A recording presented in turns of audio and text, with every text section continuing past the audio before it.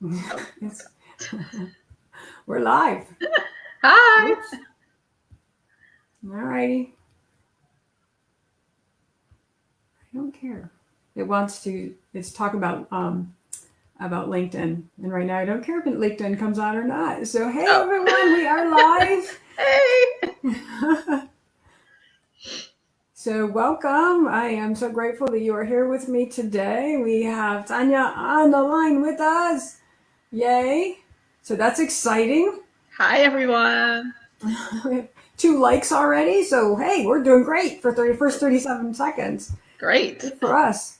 So, we are here to talk today about detoxing for de-stress. And I've been so excited about having you on because this fascinates me.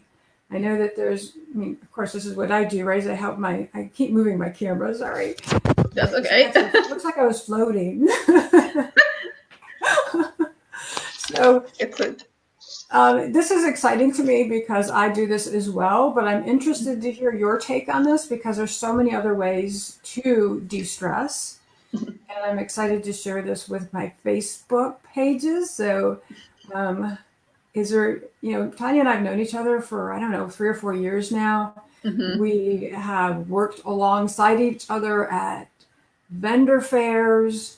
We have been in coaching programs together. And so it just feels like I'm working next to my sister today. We've been Oh, doing so I think thank we've you. even roomed up together at things we've coached at. Yeah. So welcome. She's a fabulous speaker. She knows her stuff, and I'm so excited she's here with us. Well, So, thank you so what much, is the Vickie. first? Oh, you're welcome. So, what do you want to share? What's going on? Well, first, I'll just share a little bit about myself and how I came to this point. Um, you know, fitness and health and wellness have always been something that's very passionate and very important to me. I've had a lot of family issues, and actually I'm going through some family issues right now with people, their health and everything. So it was just always something that I was always very aware of growing up. Um, when I was younger, I was actually probably borderline eating disorder because I was so focused on just staying healthy and being healthy. And when I went to college, I decided, okay, I needed to gain some weight and looked at things I could do to gain weight and didn't really do it in the healthiest way, but it served the purpose at the time. And then after school, still able to keep weight off, no problems or anything like that. And oh, I think the echo kind of went away.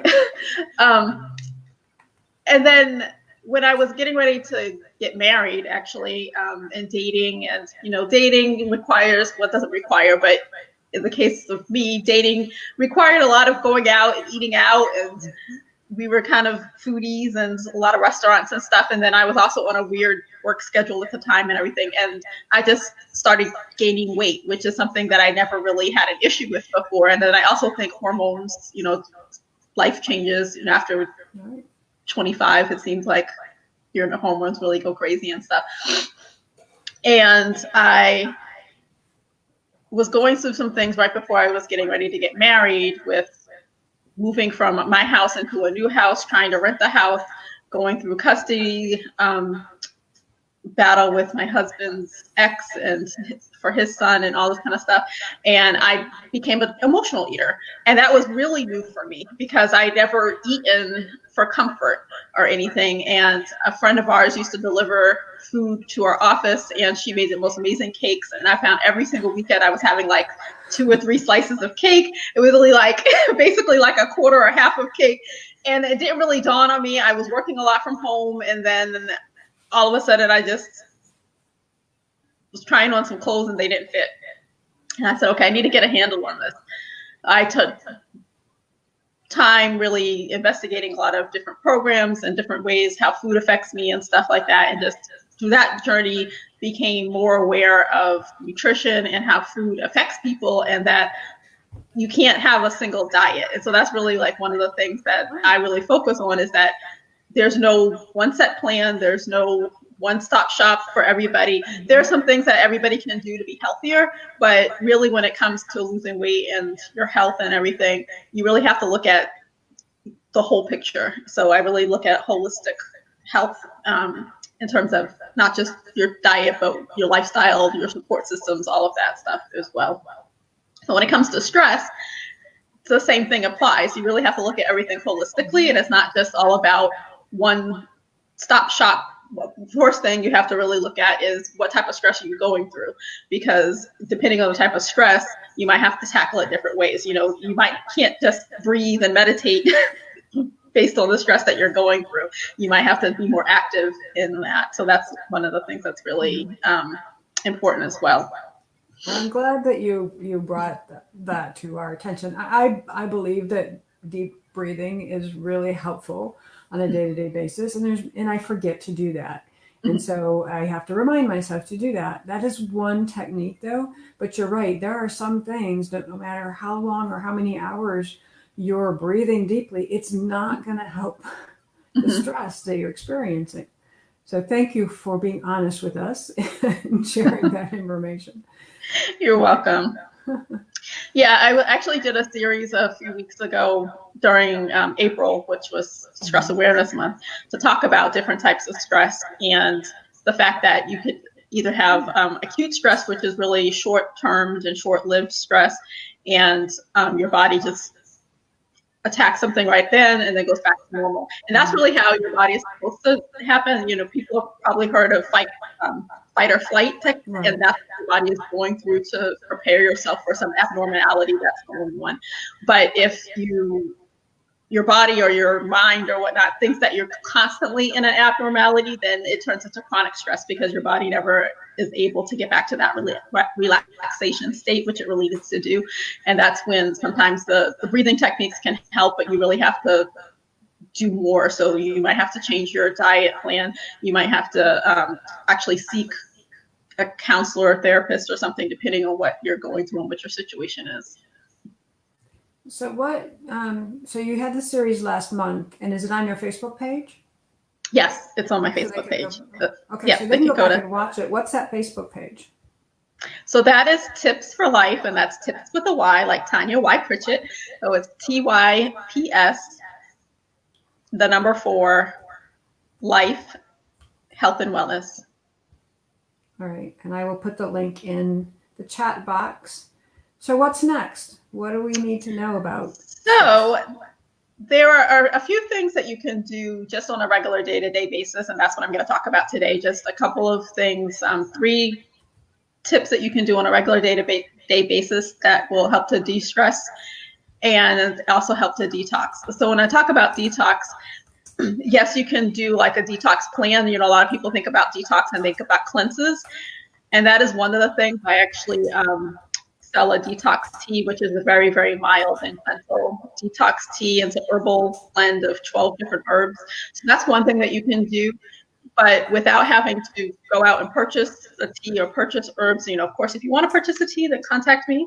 But just 3 other quick things that you can do. One is to go out and walk. This May is National Physical Fitness and Sport Fitness Month. And so I encourage you this month, particularly, but always, to just get out and get some exercise. So you could get out and walking is a really good thing. When you're walking, you want to walk for a moderate time period. So you want something where you're able to at least talk, but not have a full-fledged conversation. So you're kind of breathy when you're walking, and then you've gotten it to a moderate pace. So that's the goal, is to try to get to at least a moderate pace. If you are walking to the point where you can't talk, then that's more vigorous, and that's great too. But doing a moderate pace, then at least doing 10 minutes at a time at a moderate pace will help to cleanse your lungs. Your detox organs, consist of your liver primarily, your kidneys, your lungs, your skin, all of those things. So if you're getting up to that moderate or vigorous pace, you're getting breath into your lungs. And so that's really helping to detox and cleanse you from the inside out as well. So that's my first one, is to get out and get moving. And the easiest thing to do is to walk. Right. Then the second thing that you can do is to sleep.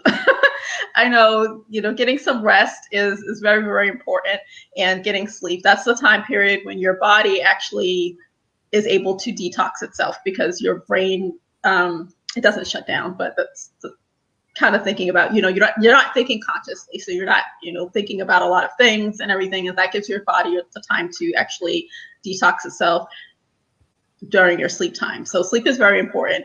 And that's also very important when it comes to your weight and your health as well, because if you're not getting enough sleep, then your hormones that can be affected by lack of sleep that affect how much your satiety and your level of fullness, that full feeling that you get and stuff. Those are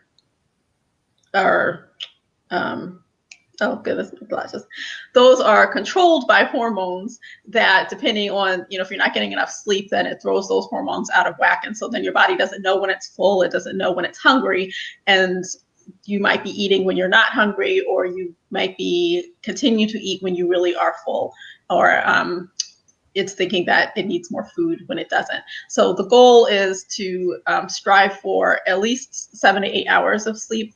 And ironically, you can actually sleep too much. So if you're sleeping like more than 9 hours, then that could be too much as well. And that also throws your body off of whack. And then you might be gaining weight. And again, it throws those hormones out of whack. So those are the first two. And then the third. Can I pause for a second? Because I think that's really interesting that, I appreciate the walking. I like that too. If you can get out in nature, even better, right? So that's even better. And telling people, sharing with people the degrees of walking that would actually help is really great to know. The sleep part too, people don't realize that hormones are affecting what you're talking about, feeling satisfied, and they think there's something wrong with them, but in reality, maybe they just need to sleep a little bit more, get more rest. And it also, when I'm sleep deprived, my cravings go up, and I don't crave, celery sticks. I crave sugar. So something that simple really could be creating havoc to our diets and to our health. And so being aware that sleep could be some of the issue that you're having. So thank you for sharing that specifically to help us understand that we might not be as broken as we think we are. We just need to get a few more hours rest. Yep. A few more hours rest, a few more glasses of water. Yeah. Which is the third thing really, is just making sure that you stay hydrated, because when you're dehydrated, again, your body might be, like you said, craving things. And sweets is one of the things that if you're craving, that could be a sign that you actually might be dehydrated, and not that you just need something sweet, or that you're going through some emotional crisis or anything like that. So that's really the third thing, is to make sure you stay hydrated. And I think I mentioned this when we were talking last week too, that the goal is really to get half your body weight in ounces. So a lot of times people think that they're drinking a lot of water and they're drinking enough water, but they're really not. Our body is 60, 70% water, and our brain itself is 90% of that. So you want to make sure that you are getting plenty of water, half your body weight in ounces if possible. I know that's a lot for some people, but to make that a goal and to strive toward that, minimum do your 8 glasses a day, but really strive to get that half. That is frightening.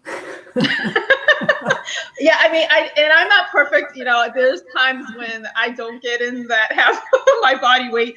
I have to be really, really strategic about it and just really plan out how many ounces I'm going to drink at a time. I don't want to get into all of that, but there's also some theory and some things when I talk with people, when I coach with people about that. Drinking water at certain times of the day may also affect your body as well. There are certain times when your body's going through the digestive process, so you might find yourself having to go to the bathroom more often between like that 3 to 5 period range. So, and there's also a certain amount based on your weight that you should be drinking at a time as well. So don't just always gulp down your water.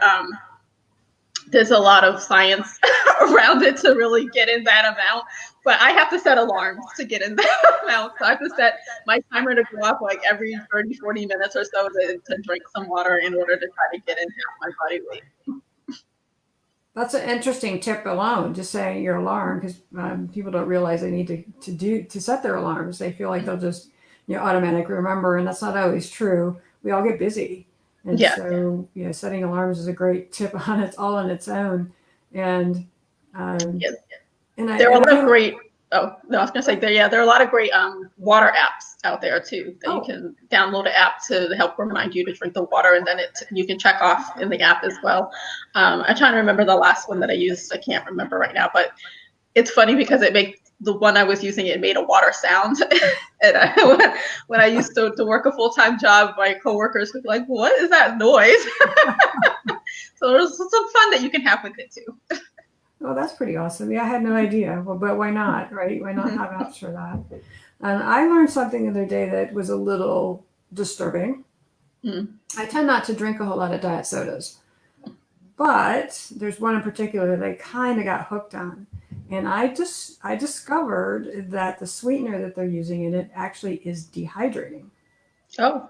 So some liquids that we're drinking, thinking, well, I'll just count that as liquid, Hmm. could actually be dehydrating to your system. So keep that in mind. Water is really the best hydrator.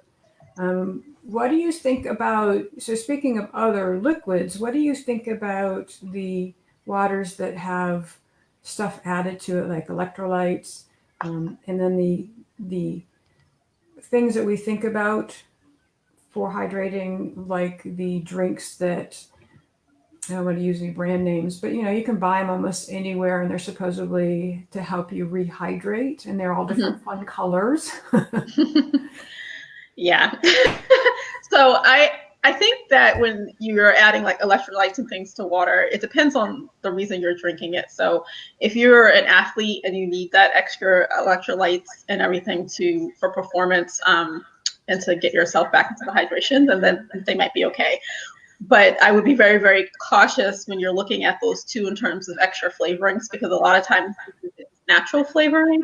It just is another code word for sugar and and artificial sugars and flavorings and things. So just be very, very careful when you're looking at the labels and to check the labels. In terms of other hydration drinks, I'm not a big fan of them, especially things that have a lot of colorings and flavorings. There are a lot of chemicals out there, the yellow chemicals and everything that are just really bad for your system. And coming from holistic and natural perspective, I stick with water. And if you need some flavoring or anything, add some fruit and infuse it with some fruit or herbs, some natural herbs like mint or peppermint or something like that to give it some flavor. What about essential oils? Would that be okay to Essential, drop in? Okay. yeah, essential oils are good if they're High level. um, if they're high level, uh, uh, That well, what medical I grade, or yeah, what's that therapeutic. medical, but yeah, therapeutic, that where you can digest them. So just be careful where you're getting essential oils from, and do your research if you're going to use them. But they're good as well to flavor the water.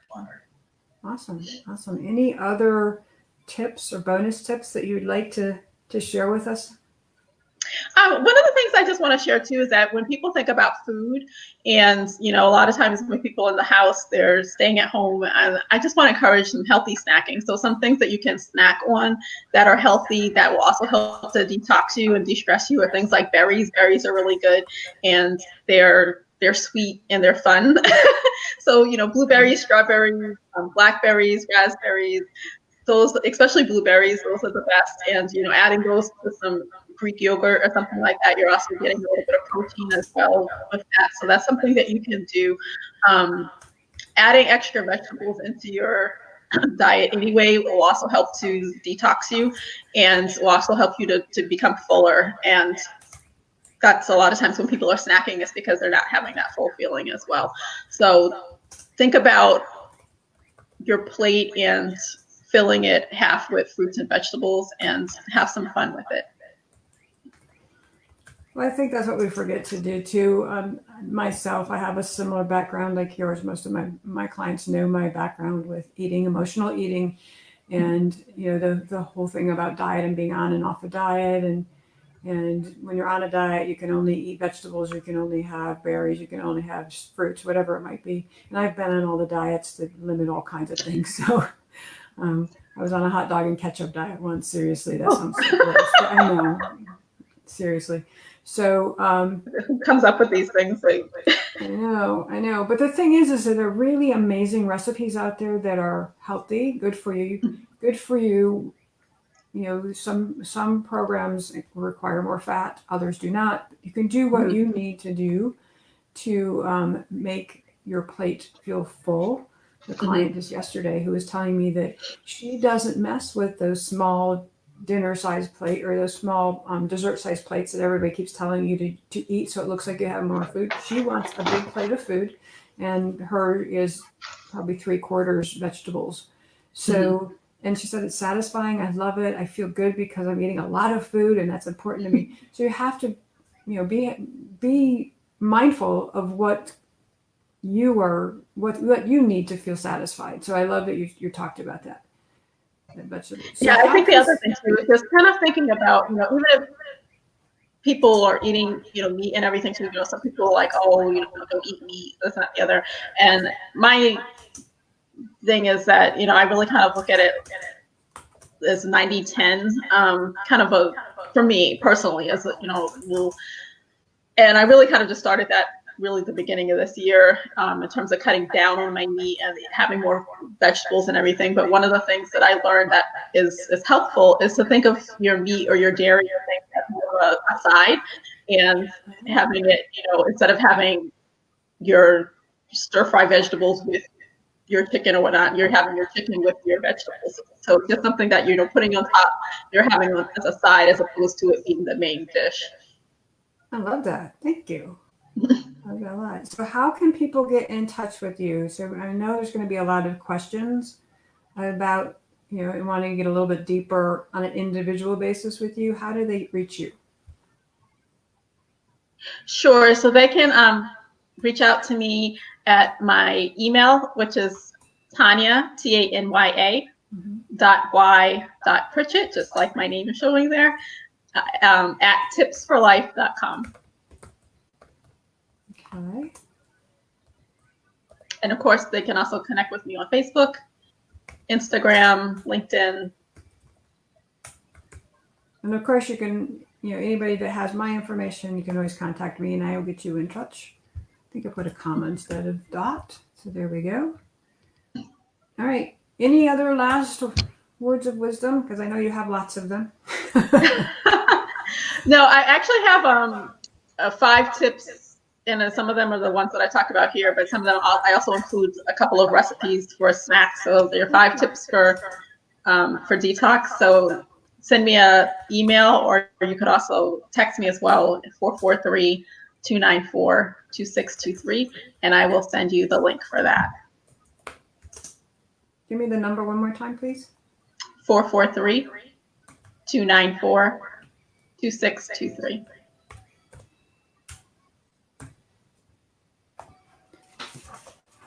Okay.